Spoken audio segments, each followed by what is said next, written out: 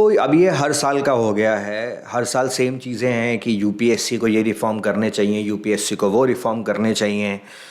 Optional subject हट रहा है, सी सेट हट रहा है, हिंदी मीडियम, इंग्लिश मीडियम, ये कुछ कंट्रोवर्सीज़ हैं जो कि ऑन अ रेगुलर बेसिस हर साल चलती हैं। बट अब की बार ऐसा नहीं लगता कि बच्चे और एजुकेटर्स व्यूज़ के लिए या बाकी सब चीज़ों के लिए या कुछ रिफॉर्म के लिए ज़्यादा वीडियोस अपलोड हो रहे हैं या ज़्यादा मार्केट में हवॉक हो रहा है। सबसे बड़ी चीज़ ये है कि क्या आप यूपीएससी में रिफॉर्म चाहते हो या यूपीएससी को एसएससी बनाना चाहते हो। ये जो मैंने छोटी सी वीडियो आज बनाने का फैसला लिया वो इसीलिए किया क्योंकि मुझे समझ में नहीं आ रहा है कि लोग डिमांड क्या कर रहे हैं। वो असलियत में यूपीएससी के अंदर रिफॉर्म चाहते हैं, यूपीएससी को एसएससी जैसा बनाना चाहते हैं। चलो पहले समझते हैं कि what is the issue. Issue ये हुआ कि डिमांड ये हो रही है कि प्रीलिम्स का जो रिज़ल्ट आया उसमें बहुत सारे बच्चों के जो मार्क्स थे वो 90 अबव बन रहे थे, बट उसके बावजूद भी they were not able to qualify for the mains examination. ठीक है, अब जो बच्चों के मार्क्स 90 से ऊपर बन रहे थे वो यूपीएससी के हिसाब से नहीं बन रहे थे।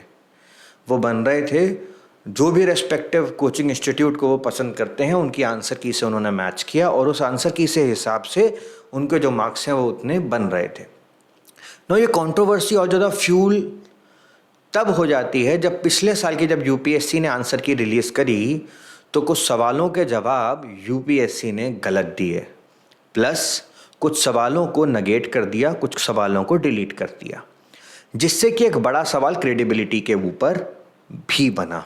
हो सकता है कि वो जो सवाल यूपीएससी ने गलत आंसर दे दिया, अगर वो सही होते तो कुछ बच्चे मेंस लिख पाते, फिर उनमें से कुछ बच्चे इंटरव्यू पहुंच पाते और फिर कुछ बच्चों का नाम फाइनल लिस्ट में भी आता। बट क्या इन सब चीज़ों से आप ये नेगेट कर दोगे कि जो बच्चे यूपीएससी 2024 में सेलेक्ट हुए हैं they were not credible enough, they were not efficient enough, they were not trained, well enough और groomed enough to be an IAS, IPS, IFS, उनको जो भी पोस्ट मिली है उस चीज़ के लिए?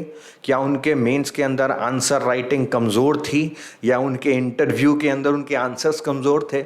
देखो, ये कुछ सवाल हैं जो आपको साथ साथ पूछने पड़ेंगे। मैं ये क्यों कह रहा हूँ कि हम लोग सिर्फ ये बात कर रहे हैं कि यूपीएससी में रिफॉर्म होने चाहिए, but no one is talking about कि रिफॉर्म किन तरीक़ों से होने चाहिए।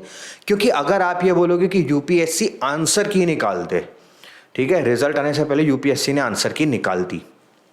अब इमेजिन करो यूपीएससी ने आंसर की निकाली और उन्होंने आपको एक खुला प्लेटफॉर्म दिया कि आप चाहो तो रेज कर सकते हो अपनी आवाज़।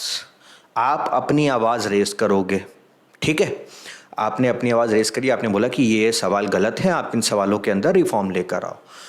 फिर यूपीएससी उनके लिए चीज़ें करेक्ट करेगी, फिर फाइनल रिजल्ट निकालेगी। हो सकता है फाइनल रिजल्ट में और टाइम लग जाए क्योंकि हर एक बच्चा एक सवाल पे और मल्टीपल क्वेश्चंस पे हर एक बच्चा अपने हिसाब से कंप्लेंट दर्ज कराता रहेगा। तो इसका मतलब जो प्रीलिम्स का रिज़ल्ट अभी यूपीएससी लगभग 20-25 डेज़ में दे देती है, वो रिज़ल्ट डिले हो जाएगा लगभग 40-45 डेज़। उसके बाद जब 40-45 डेज़ बाद रिज़ल्ट आएगा तो बच्चों के लिए मेंस की तैयारी करने के लिए जो समय होगा वो जितना अभी मिलता है वो एग्जैक्टली हाफ हो जाएगा। फिर उसकी वजह से इम्पैक्ट पड़ेगा पूरे के पूरे कैलेंडर के ऊपर। अगर गलती से कोई बच्चा कोर्ट में चला गया सारी की सारी चीज़ें लेकर। एसएससी के अंदर जो सिचुएशन है कि एग्ज़ाम डिले होते हैं, कैंसिल हो जाते हैं, री एग्ज़ाम कंडक्ट होते हैं, रिज़ल्ट कई टाइम में नहीं आता, क्योंकि अभी आप प्रीलिम्स में रिफॉर्म की डिमांड कर रहे हैं। प्रीलिम्स में आपने ये नहीं बताया कि कैसे रिफॉर्म की डिमांड करेंगे, और ऐसा नहीं है कि यूपीएससी को नहीं पता है, उन्होंने भी कमेटी बनाई, उन्होंने भी रिक्वेस्ट की कि ये सब काम करो। फिर मेंस के अंदर डिमांड होगी। तो what is the solution of the problem, इसके बारे में कोई बात कर ही नहीं रहा है। Solution of the problem is कि यूपीएससी डेफिनेटली आंसर की निकाले, उसके लिए अपना प्लेटफॉर्म भी ओपन रखे, बट यूपीएससी को भी एक फास्ट फॉरवर्ड मैकेनिज्म इन सब चीज़ों के लिए करना होगा। यूपीएससी जो मीडिया और कोर्ट्स को रेस्ट्रिक्ट करके रखती है, यूपीएससी को मीडिया और कोर्ट्स को रेस्ट्रिक्ट करना चाहिए। ऐसा नहीं है कि कोर्ट्स को ओपन छोड़ दिया कि कोई बच्चा जाके कोर्ट में केस कर दे। भाई कैलेंडर तो यूपीएससी मेंटेन करेगी, तभी यूपीएससी के ऊपर क्रेडिबिलिटी बनी रहेगी। वैसे इस बार यूपीएससी ने जो आंसर की उसमें गड़बड़ी तो बहुत करी, और इसके लिए UPSC should at least release a official notification, but उसकी वजह से यू कैन नॉट से कि भाई पूरा का पूरा स्ट्रक्चरल रिफॉर्म्स आने चाहिए। स्ट्रक्चरल रिफॉर्म्स नहीं, efficient reforms are necessary, but you can not demand कि हम कोर्ट अब अलाउ कर दे यूपीएससी के लिए कि बच्चे कोर्ट में जाएं, बाकी सारे काम करें, है ना। And final words are these, पढ़ने वाले बच्चे को इन सब चीज़ों की कोई टेंशन नहीं होती है। पढ़ने वाला बच्चा सिर्फ ये सोचता है कि मेरे को एग्ज़ाम निकालना है, एक नहीं दूसरे में, दूसरे नहीं तीसरे में, तीसरे नहीं चौथे में। वो ये सोचता है कि मैं कट ऑफ के मार्जिन पे नहीं बैठूंगा, वो ये सोचता है कि कट ऑफ 90 की आई है तो मेरे 110 आने चाहिए। वो इन चीज़ों पे फोकस करता है, ना कि इन वाली छोटी मोटी चीज़ों के ऊपर।